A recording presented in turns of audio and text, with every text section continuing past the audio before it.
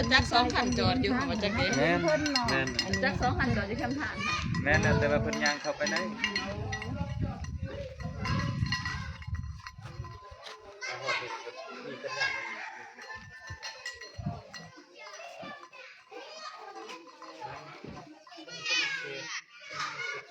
ก็อยู่แล้วเนาะดูกันเบิด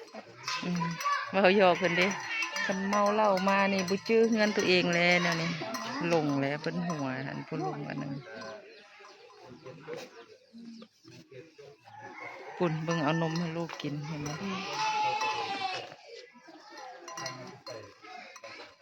น้องก็ยังเฮ็ดเถื่อขั้นนวลได้นั่งเหรอสบาย มันลึงจนได้ไป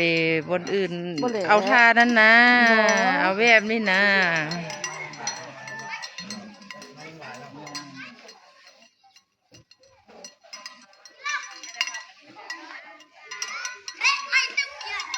บ้านจอระเวียงเด้อ